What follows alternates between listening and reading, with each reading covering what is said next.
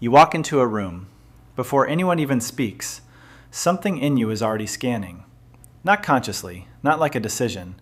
It just happens. The tone of the space, the way people are sitting, who is leaning in, who is slightly withdrawn. You notice the pauses in conversation, the small shifts in energy, the micro-expressions that pass too quickly for most people to register. By the time the first real sentence is spoken, your system has already mapped the room. Who feels open, who feels guarded, where the tension is sitting, even if no one has named it yet. And almost immediately, you begin to adjust. You soften certain parts of yourself. You hold back others. You choose your words with just a little more precision than the moment actually requires. Not too loud, not too distant, not too much, just calibrated. And here is the part most people do not notice. It does not feel like effort anymore. Because you have done this so many times, it feels like who you are. People describe you as someone who is easy to be around, someone who gets it, someone who knows exactly what to say or what not to say. You are the one who notices when something feels off, the one who can step in, shift the tone slightly, and somehow make everything smoother without drawing attention to it. And on the surface, that looks like a strength. In many ways, it is. But what people do not see is how much is happening underneath that. Because for you, interaction is not just interaction, it is management. You are tracking reactions in real time, adjusting based on subtle feedback, anticipating where things might go before they get there. You are not just participating in the moment, you are shaping it, quietly, constantly. And over time, you become the one who stabilizes things, the emotional thermostat. If the energy rises too quickly, you bring it down. If something feels tense, you smooth it over. If someone feels uncomfortable, you shift yourself just enough to make space for them. And most of the time, no one even notices you are doing it. They just experience you as easy, safe, comfortable. But inside, your system is working, always scanning, always adjusting, always staying one step ahead of what might go wrong. And after a while, something changes.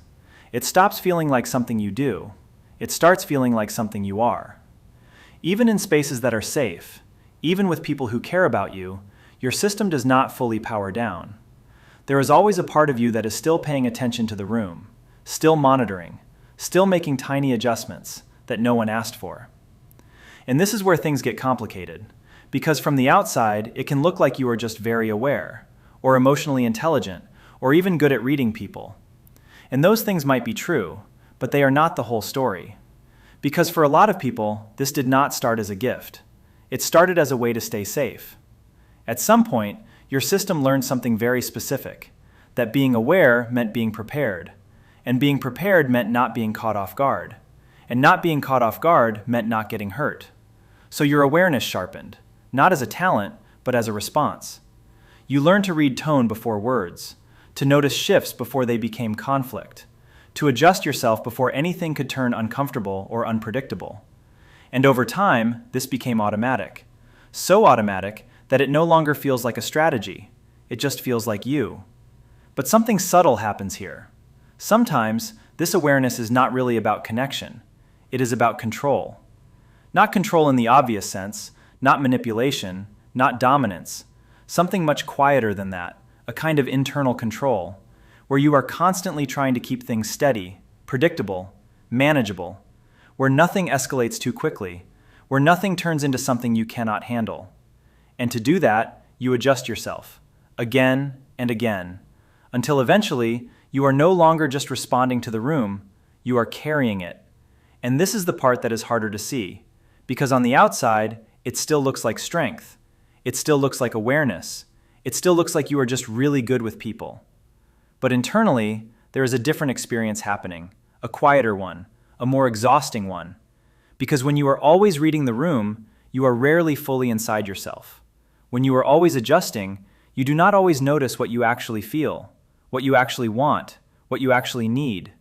Your attention moves outward so quickly that your own internal state becomes secondary, sometimes even invisible. And over time, being the observer becomes a very effective hiding place. You are present, you are engaged, you are responsive, but there is a subtle distance between you and your own experience. Because staying attuned to everything else has become more familiar than staying connected to yourself. And maybe this is why certain moments feel more draining than they should. Not because something dramatic happened, not because there was conflict, but because your system never stopped working, even when it did not need to, even when nothing was wrong. And that kind of constant adjustment, it adds up, quietly, without you realizing it at first, until one day you notice something. A kind of fatigue that does not quite make sense, a subtle exhaustion that is not tied to anything specific, just the sense that you have been on for too long. And maybe no one around you fully sees that, because from their perspective, you handled everything well. You were calm, you were present, you were easy to be around. But they did not feel the effort underneath that. They did not feel how much of yourself you were constantly adjusting to keep everything stable. And maybe this is where something begins to shift. Not in a dramatic way, not all at once, but as a question, a quiet one. Not about how to be better at this, not about how to read people more accurately, but something else entirely. What happens if you do not adjust right away?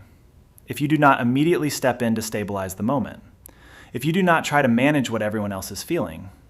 What is still there when you stop doing that? What does the room actually become? And more importantly, what do you notice inside yourself when your attention is no longer pulled outward all the time? Not as something you have to fix, not as something you have to change, just something you have not been able to fully see yet. And if any part of this felt a little too familiar, you are not the only one who has been moving through the world this way. There are more layers to this that people rarely put into words.